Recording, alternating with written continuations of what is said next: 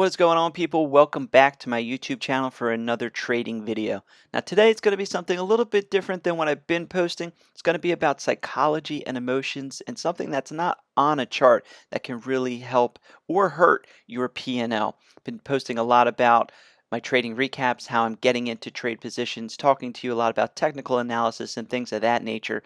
But psychology and emotions, to me, is pretty much 90% of the game and really what can make or break you in trading. So let's get into it and go over some of these topics.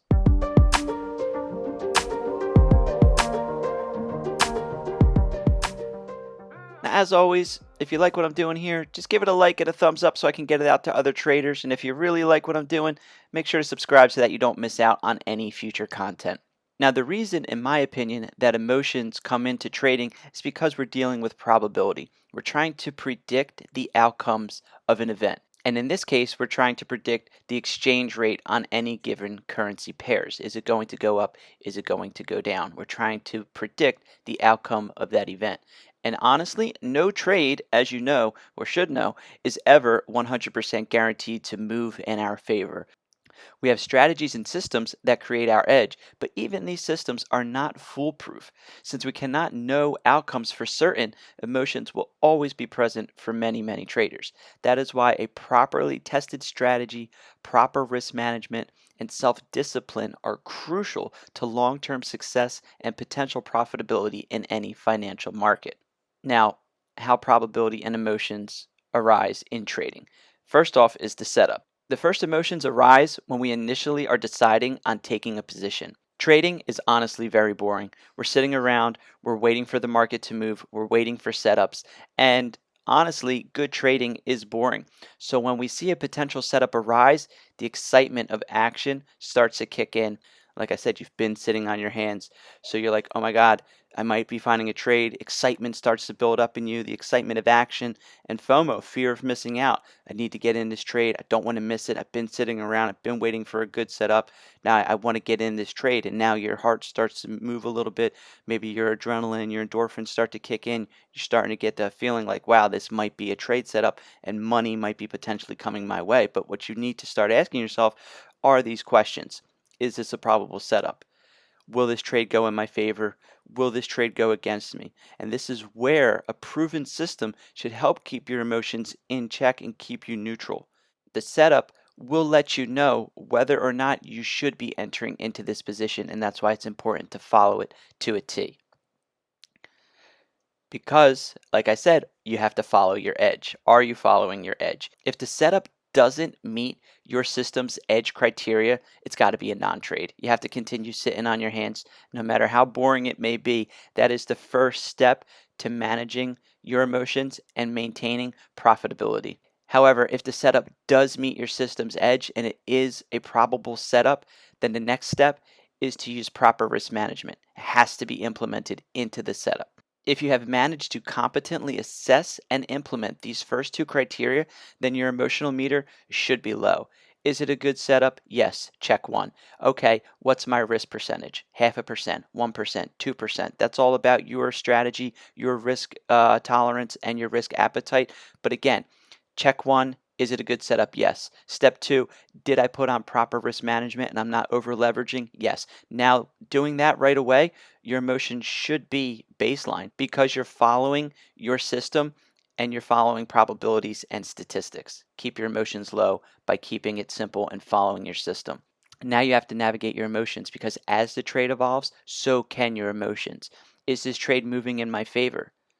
Is it moving long in a buying position and you're starting to see the money increase? You're getting euphoria, excitement. You're building with confidence. This is going to the moon. We're buying Lambos. You know what I mean? That's what everybody always says when the trade's starting to run into your favor. And that can really become an issue because overconfidence can also be a handicap to you. It's good to be confident, but overconfident, feeling like the trade is going to run forever, is definitely an emotion that isn't a positive one. Just as if the trade is moving into drawdown. It's not moving in your direction right away. You're starting to go against you. You have fear. You have disbelief in the setup. You start to doubt it. You're having anxiety. You're saying F Forex. You're saying this is just my luck. This happens to me all the time. I knew I shouldn't have taken this. You start second guessing yourself just because the trade isn't immediately moving the way you would like to. But you have to remember why you entered into this position and why you took calculated risk management. Just because the trade is immediately moving into profit for you doesn't mean that it can't just spike down and stop you out. And conversely, just because you're moving into some immediate drawdown doesn't mean that the trade is going to find a level of support or resistance and bounce right back into the direction that you want it to go.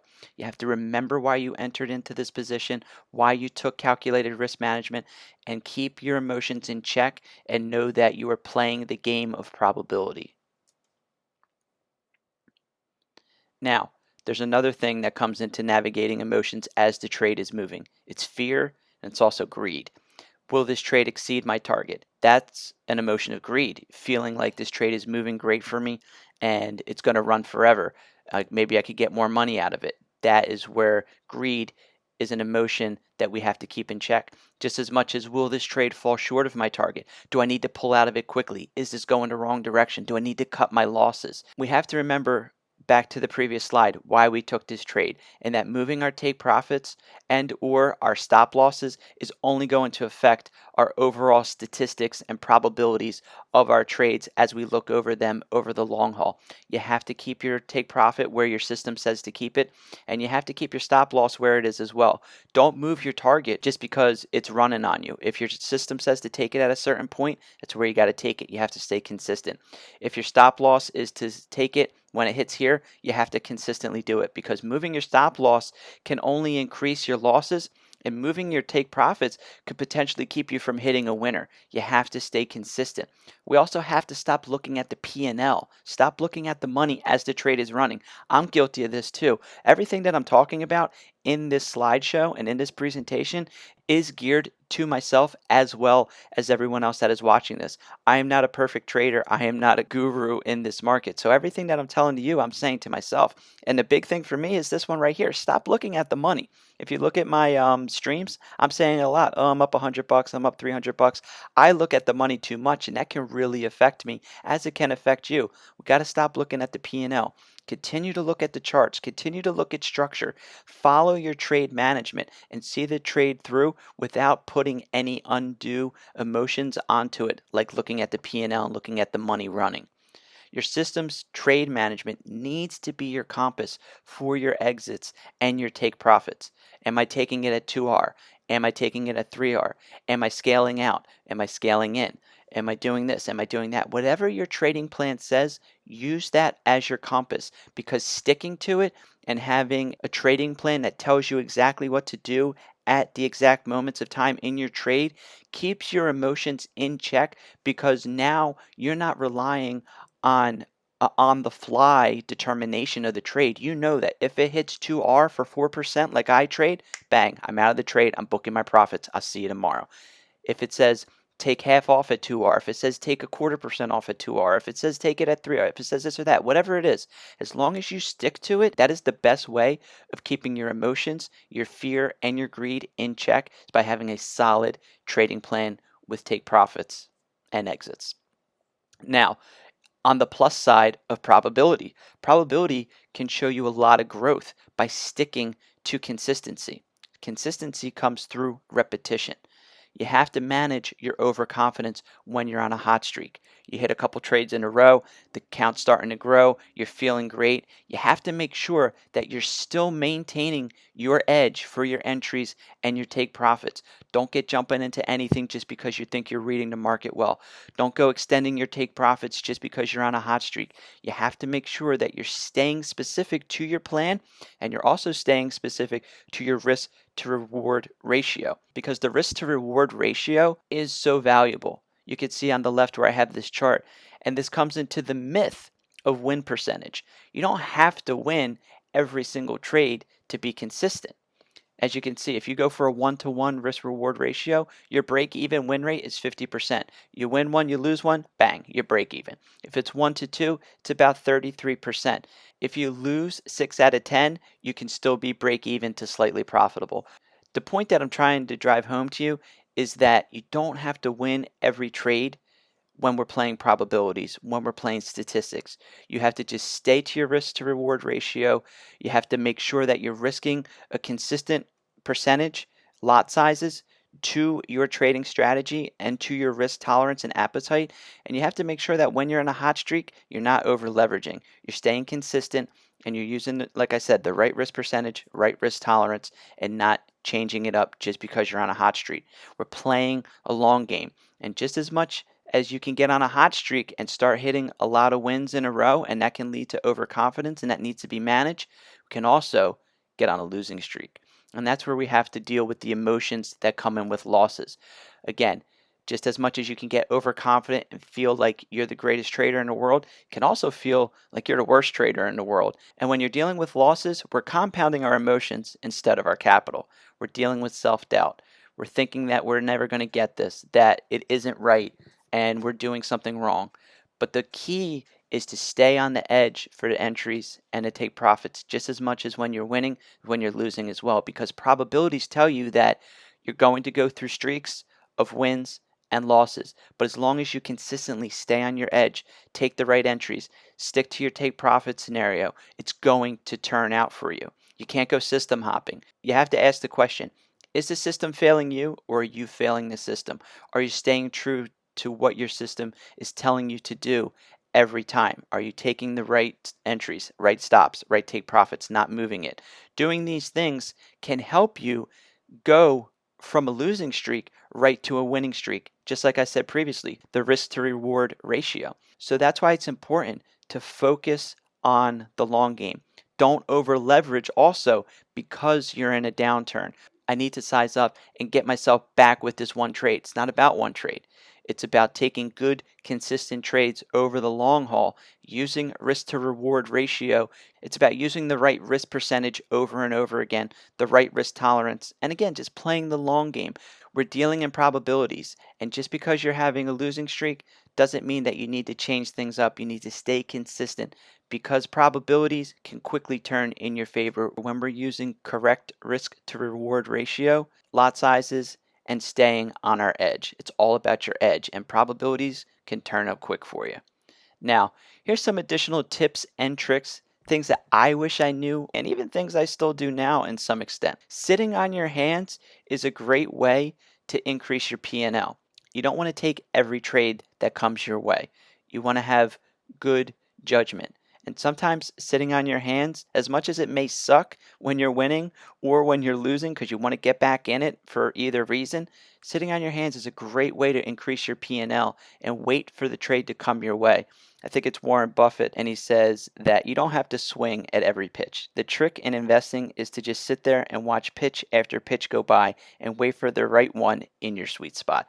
That's exactly what it is. You're waiting for that one good trade to set up, and sitting on your hands is an excellent way to increase your P&L by simply doing nothing and just waiting. Now, if you're having a little bit of a losing skid, sometimes reducing your risk can be a good thing. Now, for me, I advocate that I stay personally to my 2% for 2R. It keeps it consistent in what I'm doing. But if you're a newer trader and feeling that you're losing a lot of money, sometimes just reducing it from 1% to a 0.5% until you start to grow that confidence back and get that consistency back can certainly be a really good tip or a trick to help you get yourself back into consistently profitable trading. Also, if you're having a really hard time, and I've done this before at least 2 or 3 times, switch it over to a demo account. Get off the live. Get away from the real money for a minute. Get onto a demo account. Practice your entries. Practice taking good trades. Practice taking good exit strategies and getting yourself back into consistency. And as that demo account starts to build up, then you switch it back over to the live and ride the wave that you've been building on the demo account while maintaining your overall capital and getting your mind right. A really great thing that I think not a lot of people do is asking yourself, what do your losers have in common?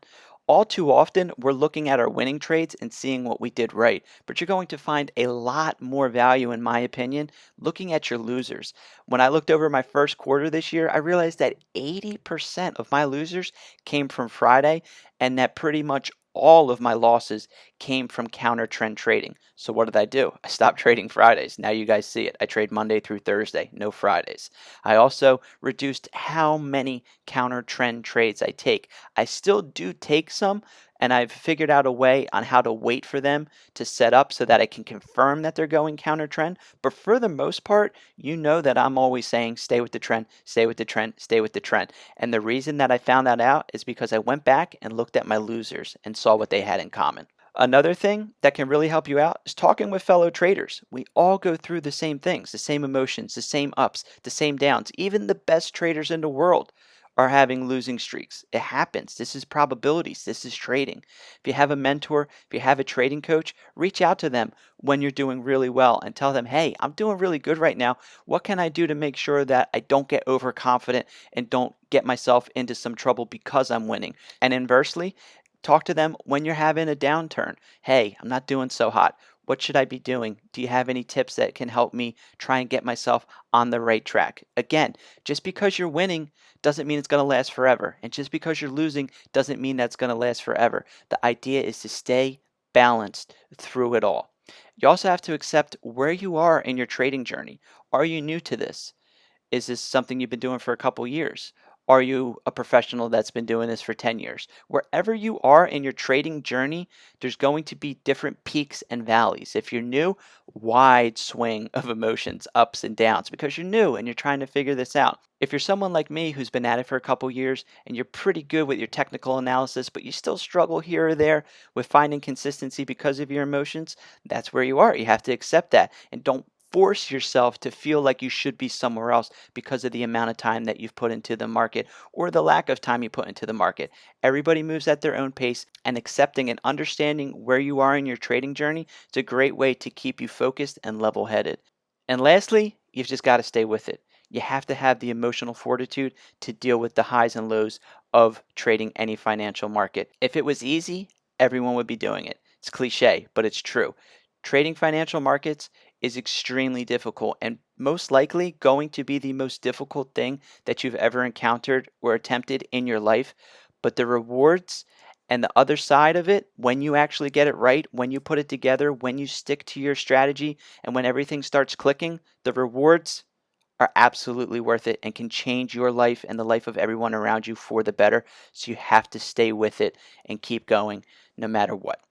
So that's going to be it for this video. Wanted to switch it up, go over something that's not on the chart that can really move you in the right direction with your trading, which is psychology and emotions. And when you have proper trading plans, proper risk management, entries, exits, risk tolerance, and you combine that with statistics and probabilities, is how, over the long haul, traders become profitable and professional. So I hope you enjoyed this video. Again, give it a thumbs up. Make sure to subscribe if you want to see more content in the future, and I will catch you in the next trading video.